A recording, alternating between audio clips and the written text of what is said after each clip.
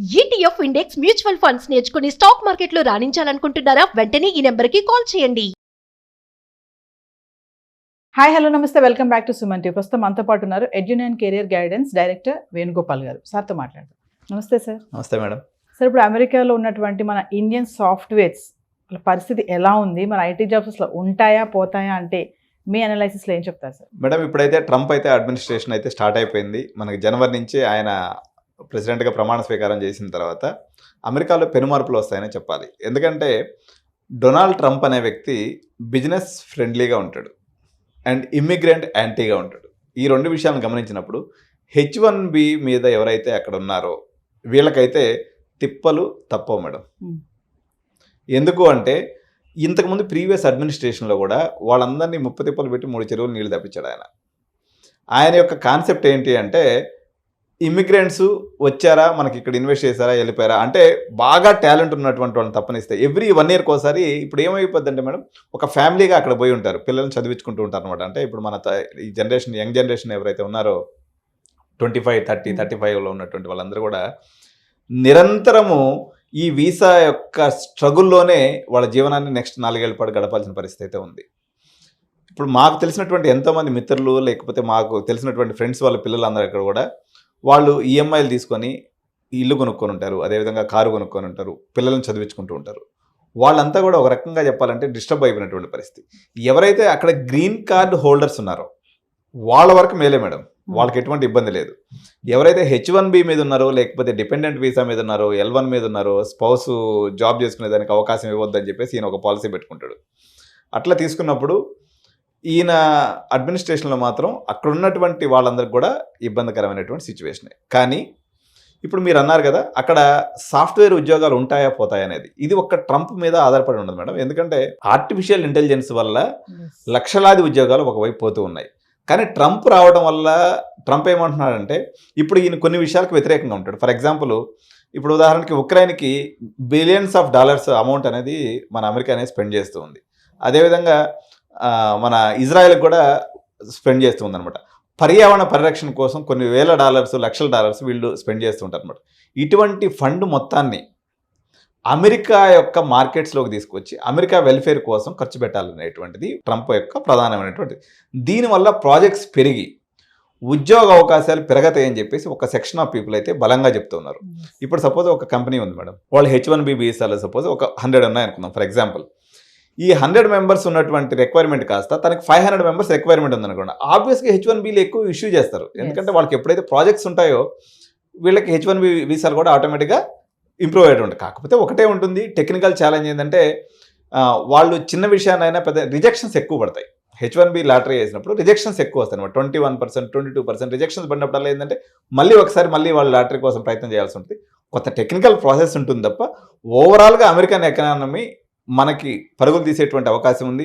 ఎందుకంటే అమెరికాలో ఎప్పుడైతే పెట్టుబడి పెడితే ప్రాజెక్ట్స్ మీద ఎక్కువ వస్తాయి. ఎందుకంటే వాళ్ళు ఇంట్రెస్ట్ రేట్స్ తగ్గించినప్పుడు సహజంగా వాళ్ళు ఎక్కువ మనీని లెండ్ చేసుకొని, ఎక్కువ మనీని తీసుకొని బ్యాంక్స్ దగ్గర నుంచి కొత్త ప్రాజెక్ట్స్ అనేవి స్టార్ట్ చేస్తారు. తద్వారా ఇప్పుడు ఉన్నటువంటి ఏదైతే ఫర్ ఎగ్జాంపుల్ ఇప్పుడు 100 జాబ్స్ ఏదైతే ఉన్నాయో అవి 200 జాబ్స్ వరకు పెరుగుతాయి అనేటువంటి అంచనాలు అయితే ఇప్పుడు ఉన్నాయి. దానివల్ల అమెరికన్ ఎకానమీ ఎప్పుడైతే బూస్ట్ అవుతుందో తద్వారా ఉపాధి అవకాశాలు, అదేవిధంగా సాఫ్ట్వేర్ ప్రాజెక్ట్స్ కూడా పెరుగుతాయి. ఎన్ని ఉన్నప్పటికి కూడా ఇంత ఎవరైతే ఉన్నారో 100% అందరూ సస్టైన్ అయ్యేటువంటి అవకాశం లేదు. ఇప్పుడు ఉన్నటువంటి దాని మీద డబల్ మెరుగుదలే ఉంటుంది తప్ప ట్రంప్ వల్ల టెక్నికల్గా ఇబ్బందులు, H1B వీసా విషయంలో ఇబ్బందులు, వాళ్ళకి డిపెండెంట్గా ఉండేటువంటి వాళ్ళ విషయంలో ఇబ్బందులు, ఇటువంటి టెక్నికల్ ఇబ్బందులు ఉంటాయి తప్ప ఓవరాల్గా ఉపాధి అయితే మాత్రం పెరుగుతుంది తప్ప తగ్గిపోయేటువంటి అవకాశం ఏం లేదు మేడం. ఆల్రెడీ AI వల్ల లే ఆఫ్స్ వస్తున్నాయని మనం వింటూనే ఉన్నాం సార్. ఇప్పుడు ట్రంప్ రావడము అంటే ఈ రెండు ఒకేసారి యాడ్ అవ్వడంతో ఏం ప్రాబ్లం లేదని అంటారా మీరు జాబ్స్కి? అంటే యాక్చువల్గా ఏమైందంటే మేడం, అమెరికా యొక్క స్పెండింగ్ అనేది ఏదైతే ఉంటుందో చాలా డైవర్సిఫైడ్ సెక్టార్లో ఉంటుంది అనమాట. ఈయన బిజినెస్ ఫ్రెండ్లీ కావడం వల్ల ఇప్పుడు అమెరికన్ కంపెనీస్కి ప్రాజెక్ట్స్ రూపంలో, ఫండ్స్ రూపంలో ఇబ్బంది లేకుండా చేస్తాడు. ఎందుకంటే ఇలాన్ మస్క్ ఎవరైతే ఉన్నాడో ఆయన్ని కూడా ట్రంప్ అడ్మినిస్ట్రేషన్లో తీసుకొని అమెరికాని ప్రపంచంలో కల్లా గ్రేట్గా చేయాలనే కాన్సెప్ట్తో అన్ని కంపెనీస్కి ఫండ్స్ ఫ్లో పెరుగుతుంది, అదేవిధంగా ప్రాజెక్ట్స్ కూడా పెరుగుతాయి. కాబట్టి తద్వారా ఉపాధి అవకాశాలు పెరుగుతాయి తప్ప నష్టం లేదు. కాకపోతే ఈ యొక్క ఇబ్బందులు అయితే వీసా ఇబ్బందులు అయితే కానీ తప్పేటట్లేదు, అందరికి కూడా ఉంటాయి. ఇప్పుడు ఈ ట్రంప్ విన్నింగ్ అనేది మన ఇండియన్స్ పైన ఎలా ఉంటుంది, అసలు ఇంపాక్ట్ ఎలా ఉంటుంది అంటారు ఓవరాల్ గా చూసుకుంటే? ఇక్కడ రెండు రకాలుగా చూడాలి మేడం. ఒకటి ఇండియన్స్ పైన ఉండేటువంటి ఎఫెక్ట్, రెండోది ఇండియా పైన ఉండేటువంటి ఎఫెక్ట్. సో ఇండియన్స్ పైన ఓవరాల్గా తీసుకున్నప్పుడు న్యూట్రల్ ఎఫెక్ట్. అంతకుముందు మామూలుగా అనుకున్నాం కానీ నెగిటివ్ అవుతుంది అనేటువంటి కొన్ని అంచనాలు ఉన్నాయి, కానీ పెద్దగా నెగిటివ్ జరగకపోవచ్చు. కానీ ఓవరాల్గా ఇండియా మీద చూస్తే మాత్రం ఏ రకంగా తీసుకున్నా ట్రంప్ వల్ల మనకు చాలా లాభాలే. ఎందుకంటే ఓవరాల్గా ఇండియన్ ఎకానమీ డెవలప్ అవ్వాలి అన్నట్లయితే మనకి నియరెస్ట్ కాంపిటేటర్ వచ్చేసి చైనా మేడం. అతనికి చైనా అంటే సుతరాము పడదు. దీనివల్ల మనకు అనేక రకాలైనటువంటి విడిభాగాలు, ఓఈఎంస్ అంటారు అనమాట. ఓఈఎంస్ అంటే విడిభాగాల సప్లై ఏదైతే ఉందో దీనికి సంబంధించినటువంటి వేలాది ప్రాజెక్ట్స్ ఇండియాకి వచ్చేటువంటి అవకాశం ఉంది.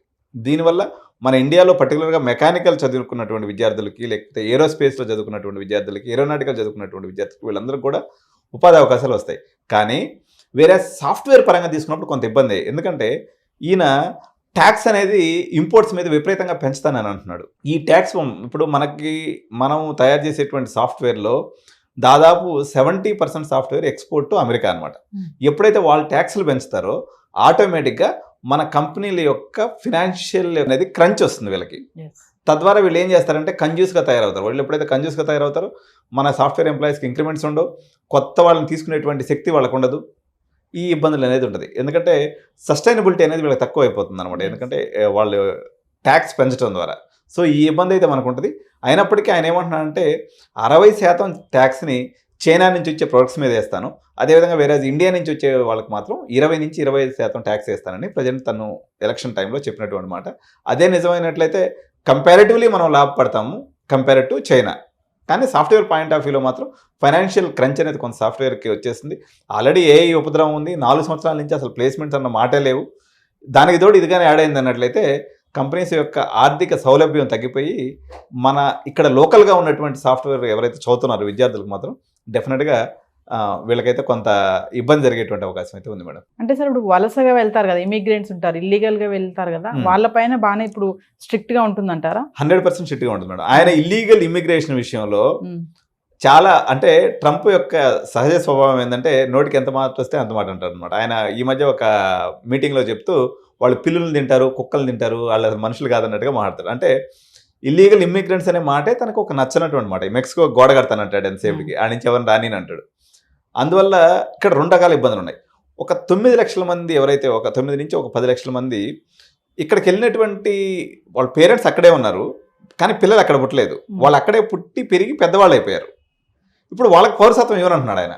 ఫస్ట్ అదే ఇప్పుడు పాపం వాళ్ళు ఒక 10 లక్షల మంది, వాళ్ళు పాపం 10th క్లాస్ ఎక్కడ చదివిండ్రు, ఇంటర్ ఎక్కడ చదివిండ్రు, డిగ్రీ ఎక్కడ చదివిండ్రు, పాపం అక్కడే ఉన్నారు. వాళ్ళకి అసలు మామూలుగా ఇండియన్ ఫ్రెండ్స్ కూడా ఎవరు లేరు. కానీ ఇప్పుడు వాళ్ళు ఏంటంటే వాళ్ళు అమెరికన్ సిటిజన్స్ కాదు అంటున్నారు. అంటే యాక్చువల్గా ఇండియన్స్ ఎప్పుడు కూడా పెద్దగా ఇల్లీగల్ ఇమిగ్రేషన్ చేయరు మేడం. వాళ్ళు జనరల్గా ఏంటంటే పాకిస్తానీస్, బంగ్లాదేశ్, తర్వాత వీళ్ళు ఆ మెక్సికో బార్డర్లో పోయేసి సల్లంగా దూరి లోపలికి వెళ్ళిపోతుంటారు తప్ప ఇండియన్ ఇల్లీగల్ ఇమిగ్రెంట్స్ ఓవరాల్గా మనం తీసుకున్నప్పుడు ఇట్లాంటి వాళ్ళు ఉన్నారు. ఎవరు అక్కడే పిల్లలు పుట్టకుండా, మామూలుగా అమెరికాలో పౌరసత్వం ఎట్లా ఉంటుందంటే ఒకవేళ ఈమె ప్రెగ్నెన్సీతో పోయి అక్కడ పాప లేకపోతే బేబీ పుట్టింది అనుకోండి, వాళ్ళకి బై డిఫాల్ట్ అమెరికన్ సిటిజన్షిప్ అనేది వచ్చేస్తుంది. అట్లా కాకుండా పిల్లలు పుట్టిన తర్వాత అక్కడికి వెళ్ళింది అనుకోండి, పాపం అక్కడే పెరిగి చదువుకుంటారు, కానీ వాళ్ళకి ఇప్పుడు గ్రీన్ కార్డ్ రావడానికి 100 ఏళ్ళ క్యూ ఉంది. వాళ్ళకి ఇప్పుడు గ్రీన్ కార్డ్ వచ్చే అవకాశం లేదు. సో ఈ గ్రీన్ కార్డు విషయంలో ఆయన ఒక పాలసీ తీసుకుని ఏదైనా ముందుకెళ్తే ఆయన 2 రకాలుగా చెప్తాడు. నేను ఇక్కడ నుంచి డిగ్రీ చదవడానికి వచ్చిన వాళ్ళందరికీ గ్రీన్ కార్డ్ ఇచ్చేస్తాను అంటాడు, ఇమిగ్రేషన్ మొత్తాన్ని తాడదీస్తాను అంటాడు. మరి ఆయన గ్రీన్ కార్డు విషయంలో అయితే నాకు తెలిసి బెండగాడు. ఎందుకంటే ఇప్పుడైతే అక్కడ ఉన్నటువంటి ఈ 9 లక్షల మందికి ఇల్లీగల్ ఇమిగ్రెంట్స్గా ఉన్నటువంటి వాళ్ళందరినీ కూడా హోమ్ల్యాండ్ సెక్యూరిటీ అంటారు. వాళ్ళకి మనకి ఎక్కడైతే అక్కడ ఇమిగ్రేషన్ అధికారాన్ని చూసేటువంటి ఒక డివిజన్ అనమాట అది అమెరికా ప్రభుత్వంలో. వాళ్ళనైతే మాత్రం అందరినీ తాడదీసి అందరిని ఇంటికి పంపిస్తారు.